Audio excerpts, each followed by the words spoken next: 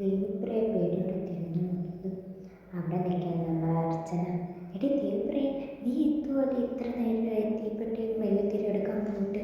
എടി എൻ്റെ പൊന്നോ, എൻ്റെ നല്ല ജീവനൊക്കെ പോയത്.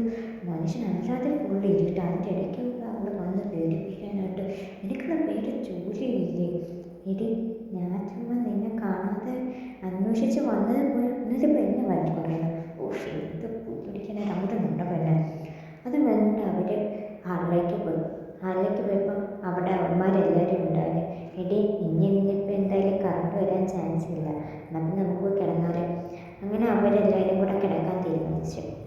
അങ്ങനെ അവരെല്ലാവരും കൂടെ പോയി റൂമിൽ അടിപൊളി വരാനൊക്കെ പറഞ്ഞ് ഉറക്കത്തിലേക്ക് വരുത്തി വീണു.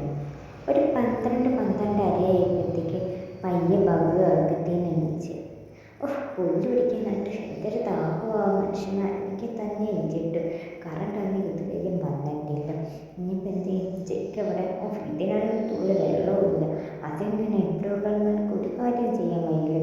കിടക്കണമെന്നില്ല മനുഷ്യനെ കിടക്കുന്നുണ്ട്. ഇനിയിപ്പോൾ അടുക്കളയിലേക്ക് പോയി വെള്ളം എടുക്കണം. എന്തൊരു മടിയാണ് പുല്ല് പിടിക്കാനായിട്ട്. അത് പറഞ്ഞുകൊണ്ട് ഭവ്യ ജഗ്ഗും ഫോണും എടുത്തുകൊണ്ട് അടുക്കളയിലേക്ക് പോയി. അവൾ പയ്യെ മൂളിപ്പാട്ടും പാടി ഓരോന്നും പറഞ്ഞിങ്ങനെ വെള്ളം എടുക്കാനായിട്ട് പോകുന്നു. ഇങ്ങനെ അടുക്കളയിൽ ചെന്ന് അവൾ വെള്ളം എടുക്കുകയും പെട്ടെന്ന് തൻ്റെ ബാഗിൽ കൂടെ എന്തോ പാസ്സായി പോയതാണ് അവൾക്ക് ഫീൽ ചെയ്തത്. അവൾ തിരിഞ്ഞു നോക്കി. അവിടെ ഒന്നും കണ്ടില്ല. അവൾക്ക് തോന്നി കാണും. അവൾ വിചാരിച്ചു എനിക്ക് ചിലപ്പോൾ തോന്നിയതായിരിക്കും. അല്ലെങ്കിൽ ഈ ഇരുത്തൽ ആര് വരാനാ എന്ന് പറഞ്ഞിട്ട് അവൾ വീണ്ടും വെള്ളം എടുക്കാൻ വേണ്ടി ശ്രമിച്ചു. വെള്ളം എടുക്കാൻ നേരത്ത് അവൾക്ക് വീണ്ടും ആരോ തൻ്റെ ബാക്കിൽ നിൽക്കുന്നതിൻ്റെ നടക്കുന്നു. അവൾ തിരിഞ്ഞു നോക്കി. അപ്പോഴും അവിടെ ആരെയും കാണുന്നില്ല. അവൾ പിന്നെ വെള്ളം കുടിച്ചിട്ട് തിരിഞ്ഞ് റൂമിലോട്ട് പോകാൻ നേരത്ത് അവൾ പയ്യെ തിരിഞ്ഞു. പെട്ടെന്ന് തൻ്റെ മുമ്പിൽ ഒരു വിചിത്രമായ കണ്ണൊക്കെ ചുരുന്ന് പല്ലൊക്കെ നീട്ട് ഒരുമാതിരി കരിഞ്ഞുണങ്ങി വല്ലാത്തൊരു രൂപം. ആ രൂപം കണ്ട് അവൾ പേടിച്ച് കയ്യിരുന്ന ജഗ്ഗ് തറയിലേക്ക് ഇട്ട് വല്ലാത്ത ശബ്ദത്തോടെ തൻ്റെ അടുത്തേക്ക് അത് ചിരിയോടെ വരുന്നതാണ് അവൾ വളരെ വിളിച്ചു. അവൾ അലറിച്ച കേട്ട് അവിടെ കിടന്നിരുന്ന അവളെ ഫ്രണ്ട്സൊക്കെ ഓടി വന്നു. അവർ ഓടി വന്നു. ഭവ്യ പേടിയോടെ ചെവിയൊക്കെ പിടിച്ചിരിക്കുന്നുണ്ട്. എടി ഭവ്യ, എന്താ പറ്റിയത്? എന്താ? എടി എടി അച്ചു, അവിടെ എന്താടി? അവിടെ ഒന്നും കാണില്ലേ? നീ എന്തേ പറഞ്ഞു? എടി അവിടെ വല്ലാത്ത നീ എന്തൊക്കെ പറയാനാ? വല്ലാത്ത എനിക്ക് വല്ല തോന്നിയതായിരിക്കും. നീ തന്നെ പേരാണ് നേരത്തെ ഇങ്ങോട്ട് വന്ന്. എടി വെള്ളം കുടിക്കും വേണ്ടി ജഗ്ഗി വെള്ളമില്ല. അതുകൊണ്ട് ഒരു ജഗ്ഗി വെള്ളമില്ലെങ്കിൽ എനിക്ക് ഞങ്ങളെയും കൂടി വിളിച്ചുകൊണ്ടായിരുന്നു. എടി ഞാൻ അറിഞ്ഞില്ല. പക്ഷെ അവിടെ എന്തുകൊണ്ട്? എടി നിനക്ക് തോന്നിയതായിരിക്കും. നീ വാ, അവിടെ ഒന്നുമില്ല എന്നും പറഞ്ഞുകൊണ്ട് അവർ ഭവ്യയെ ആശ്വസിപ്പിച്ചുകൊണ്ട് റൂമിലേക്ക് പോയി. അവൾ വല്ലാതെ വിറയ്ക്കുന്നുണ്ടായിരുന്നു. അവളെ നല്ലൊരു പിടിച്ചെന്ന് അവർക്ക് നല്ലപോലെ അറിയാം.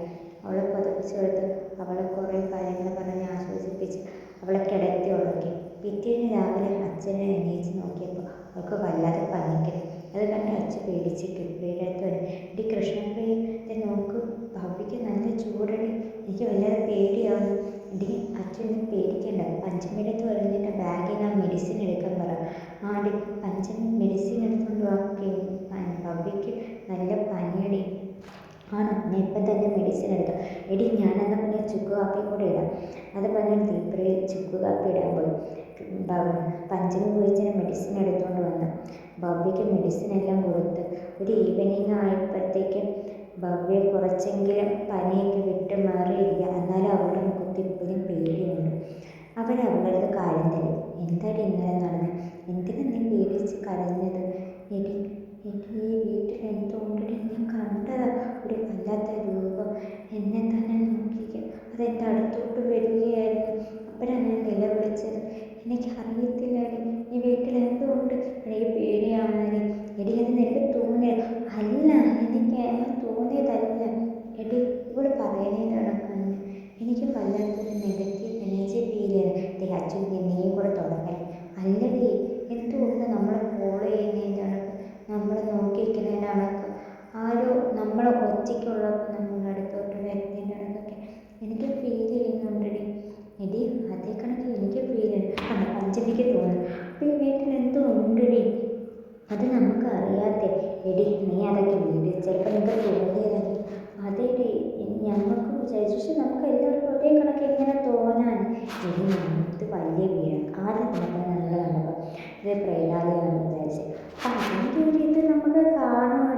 അല്ലെങ്കിൽ ഇവിടെ ഒന്നുമില്ല, ഈ കിപ്രിയെന്ന് പറഞ്ഞിട്ടും കാര്യമില്ല. കിപ്രി നിനക്ക് തോന്നിയില്ല? എനിക്കങ്ങനെ തോന്നിയിട്ടുണ്ടെന്ന് ചോദിച്ചാൽ ഉണ്ട്, പക്ഷെ പ്രേതമൊന്നുമില്ലല്ലോ. ഞങ്ങൾക്ക് ഈ കാലത്ത് പ്രേതമൊക്കെ അതൊക്കെ കാലത്ത് പറഞ്ഞ് കളിയൊക്കെ ചിരിക്കത്തേ ഉള്ളൂ. അപ്പം നിങ്ങൾക്കൊന്നും പറഞ്ഞാൽ മനസ്സിലാവത്തില്ല. ശരിയുള്ള പ്രേതമൊന്നുമില്ല, സമ്മതിച്ച്. എന്തായാലും നമ്മളതൊക്കെ വിടും, പിന്നെ നോക്കാം. ഇങ്ങനെ പറഞ്ഞുകൊണ്ട് അവരതൊക്കെ വിട്ടിട്ട് ഓരോ കാര്യങ്ങളൊക്കെ ദിവസങ്ങൾ കഴിഞ്ഞു പോകുന്നു.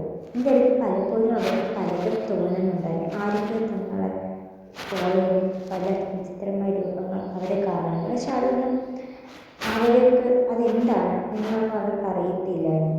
അങ്ങനെ ഒരു ദിവസം രാത്രി അച്ചു പറയും, എടി നമുക്കിന്ന് വല്ല സിനിമ ഉണ്ടല്ലോ. എന്ത് എന്ത് സിനിമ കാണാനാടി? എടി നമുക്കൊരു ഹൊറർ ഫിലിം ഉണ്ടല്ലോ. അന്ന് നമ്മൾ കാണുമെന്ന് വിചാരിച്ചിരുന്നതല്ലേ, അന്ന് പിന്നെ കാണാൻ പറ്റത്തില്ലല്ലോ.